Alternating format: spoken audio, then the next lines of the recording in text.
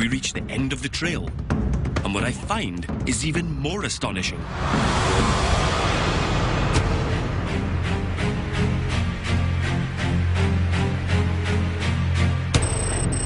In the movie, Indiana Jones may have found the Holy Grail inside this famous stone building.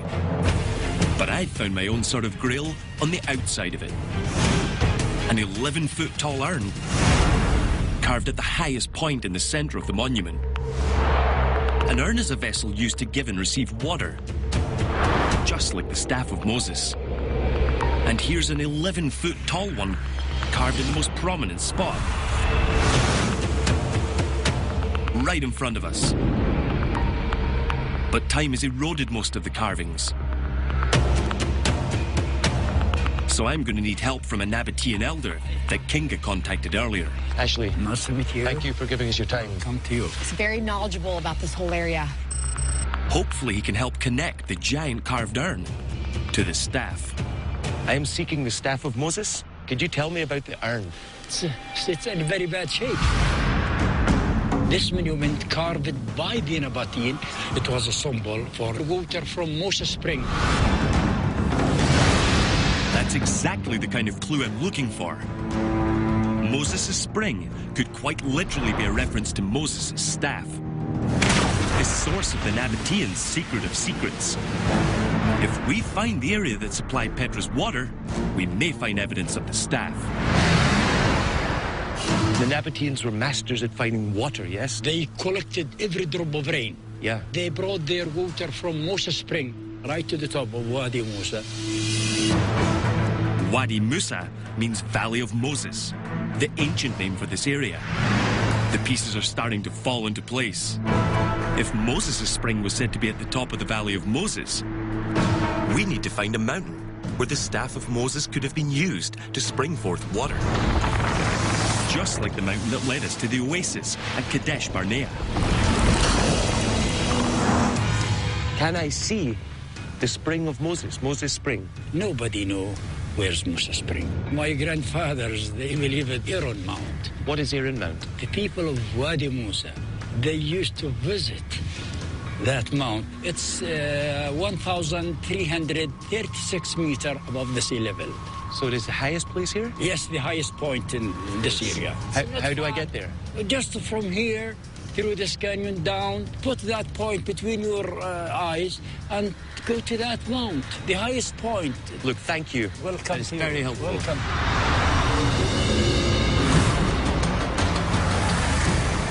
If that staff went anywhere, I bet you it was taken to the highest point of this landscape, overlooking this whole place. Okay, guys, looks like we're walking from here. Let's go. Right, guys, just be so careful. All these rocks are really loose underfoot. We climb Aaron Mount towards a location often visited by the ancient Nabateans. The highest point in the area. Whoa. A location they called Moses' Spring, the source of Petra's water. If this is indeed a holy site, everything points towards this being the possible eternal resting place of the staff of Moses. 4 steps, guys, let's go. This is gonna be steep. And you know, if the staff is up here, it makes perfect sense too. It's literally living in the rain clouds. It's as close to water as it can be. And what we find is more than expected. We've hit the jackpot, guys.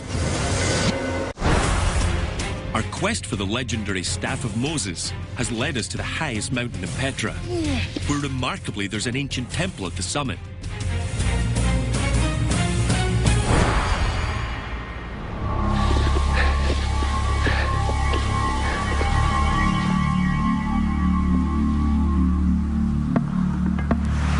The upper part of the building is from the 14th century, but the base looks much older. If this temple was built on top of what the ancient Nabateans called Moses' Spring, it's possible that an entrance to an older area may lead to evidence of the Nabateans' true secret of secrets, the Staff of Moses. Where do they hide the staff? Ashley, come here. Look. Oh, yeah. Here we go. Look at this. Stairs. It's a lower chamber. I'm gonna go down. There's a tiny chamber down here. It's about an arm span in width. Look at this room. The layout, the construction, the location. It looks like some sort of vault with a ceremonial area. Is there any sign of the staff? A large sort of section in the wall here has been carved out. I thump it, it's hollow. This had to have been carved for a reason. I'm doing it with the utmost respect. I'm not damaging a thing. The shape and hollow sound leads me to believe there's a hidden chamber or vault behind this wall. It's too small to be a tomb, but it could easily fit a staff. So one has to ask, first, why would the ancient Nabateans build a temple in such a remote area, atop a mountain with a vault built below it, except to hide something incredibly valuable? Second, the Nabateans' most valuable asset was their secret method for finding water, which our evidence points to possibly being the staff. And lastly, what better reference for the staff of Moses being here than the Nabateans calling this spot the Spring of Moses, which would have required the staff's presence atop this ancient holy site. The evidence leads me to one possible conclusion. We may very well have found the final resting place of Moses' staff.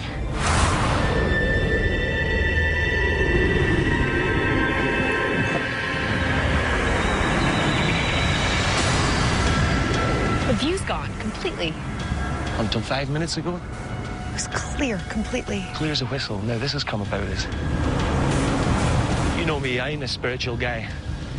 We climbed up 1,500 feet today in the clearest air imaginable. And I've walked back out of there. The heavens have quite literally descended upon me. I can't be sure, but I feel we've come as close to the legend of the Staff of Moses as possible. Whether or not it's hidden atop Mount Aaron, one cannot ignore the connections between the alleged powers of the staff and the ancient Israelite descendant Nabateans, who built a mighty empire through their supernatural-like ability to find water in the desert, just as Moses supposedly did, thousands of years ago.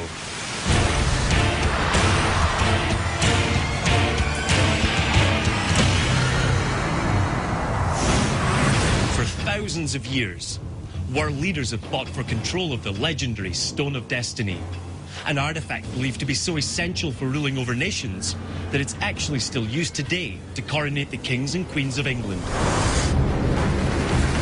According to legend, thousands of years ago, a mysterious stone crashed to Earth. The stone was said to have the power to make a man the rightful king of his people by roaring out his name, trigger visions of prophecy, and keep alive the king's lineages as long as the stone was in their possession. Tribes, clans, and nations battled for control of the stone for centuries, until it ended up with early Scottish settlers on the remote island of Iona, before moving inland to Scone Abbey, where for more than 300 years its alleged magical powers were used to unite Scotland under one king. Then, in 1296, England's King Edward ransacked the abbey and took the stone to London, where it was integrated into a new British coronation chair that's still used today. But this story doesn't end there. As an act of diplomacy, the stone was recently moved back to Scotland, where it's being held at Edinburgh Castle. Many believe the monks of Scone switched the stone before the ransacking, and what King Edward stole was nothing more than a fake. So I'm headed to Scotland to find out if the stone is actually real.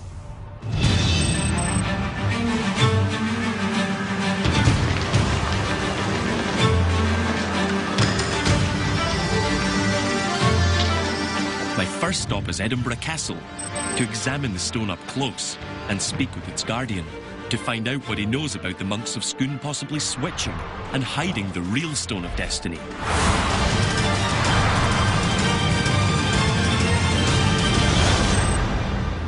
Pleased to meet you. Good to meet you. You know, I'm sure you're aware, a lot of Scottish people believe that this isn't the original Stone of Destiny, that it was switched at some time in the past. That may be the case, but I personally think that it is the real thing.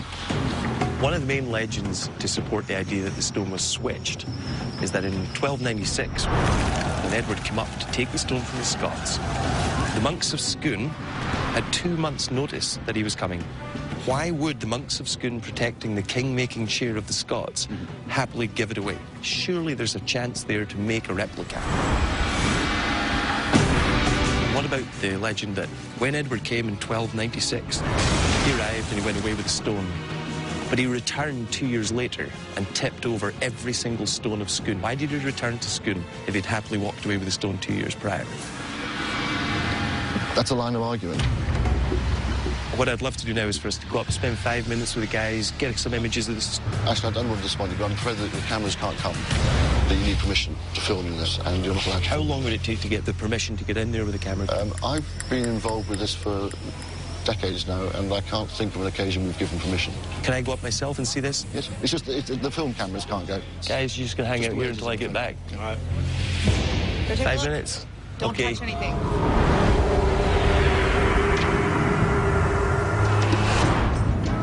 There he is. Got everything I need. Come with me. Right, Kinga, So listen to me you saw the here. stone. What I do you saw think? the stone. The legends all tell us that the stone is a large black stone with engravings or symbols around the side. That stone, it's the colour of your jacket. It's like a yellow sandstone. That is not black as night. This press photo shows exactly what I saw. It's nothing like the legends recount about the Stone of Destiny. But most importantly, for the last 1,000 years almost, people have been talking about this switch. That took place at Scone. What if the monks pulled it off? The stone could quite simply be hiding somewhere at Scone. We've got to go to Scone.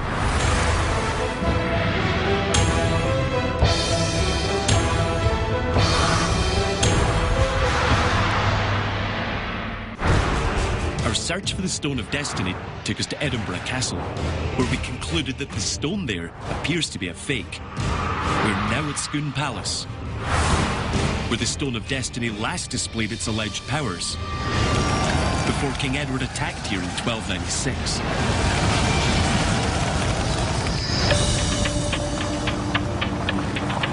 All right, guys, let's do it.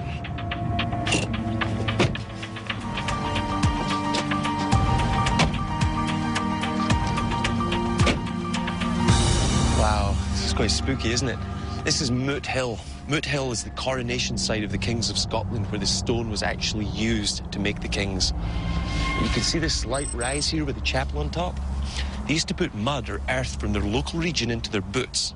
They came here, and at one of the parts of the mystical ritual of the king-making ceremony, they would pour the mud from their lands right there around the feet of the newly appointed king. We're standing on the souls of hundreds and hundreds of noblemen throughout Scottish history.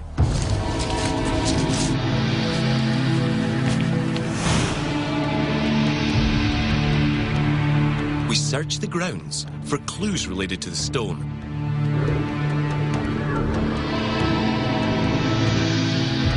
I stopped to examine the ancient coronation site atop Moot Hill.